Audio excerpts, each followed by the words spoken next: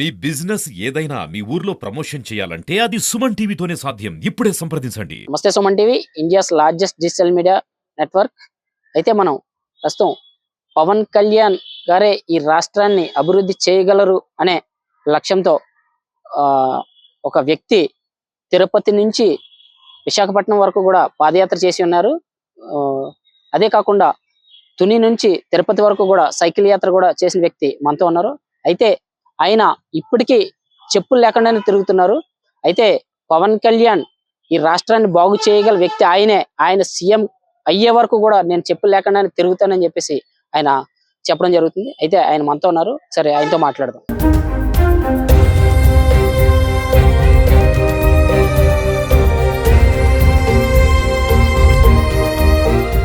Sir చెప్పండి, ఏంటి మీరు అసలు చెప్పులు లేకుండా తిరుగుతున్నారు? దానికి మీ అర్థం? అందరికీ నమస్కారం. సుమన్ టీవీ ప్రేక్షకులకు కూడా నా నమస్కారం. పవన్ కళ్యాణ్ గారు మాత్రమే ఈ రాష్ట్రాన్ని బాగు చేయగలరు. ఎందుకంటే ఒక నిస్వార్థపరుడు కావాలి, మనకి స్వార్థపరులు కాకుండా నిస్వార్థపరుడు కావాలి. నేను పవన్ కళ్యాణ్ గారిలో ఆ లక్షణాలు చూశాను. ఆయన కౌలు రైతులకి డబ్బులు ఇవ్వడమే కానివ్వండి, అలాగే మొన్న బోట్లు విశాఖపట్నం షిప్ యార్డ్ లో బోట్లు కాలిపోతే ఒక్కొక్క బోట్కి 50,000 రూపాయలు వారి స్వంత డబ్బులు. ప్రతి కూడా ఏ విపత్తు వచ్చినా సరే ముందుగా పవన్ కళ్యాణ్ గారే సైనిక బోర్డులకు కానీ వారి స్వంత డబ్బులు ఇచ్చి ప్రజల గురించి ఈ రోజు ఆయన ఎన్నో కష్టాలు పడుతూ సినిమాలు చేస్తూ సినిమాలు ఆఫ్ చేసినా సరే దాన్ని కూడా తట్టుకుని నిలబడి ఈ రాష్ట్రం కోసం నిలబడి ఉన్నారు. అటువంటి వ్యక్తి కోసం అండగా నిలబడడం నా కర్తవ్యంగా నేను భావిస్తున్నాను. దీంట్లో భాగంగానే నేను 2018లో మేనిఫెస్టో తోటి తిరుపతి నుంచి ఇచ్చాపురం వరకు, శ్రీకాకుళం ఇచ్చాపురం వరకు పాదయాత్ర చేశాను. అలాగే తిరుపతి నుంచి తుని వరకు పాదయాత్ర చేశాను, సైకిల్ యాత్ర చేశాను. రెండో విడతగా సైకిల్ యాత్ర, మొదటి విడత పాదయాత్ర చేశాను. మా ఇక్కడ కొత్త సోరవరాన్ని ఎంపీటీసీగా పోటీ చేశాను.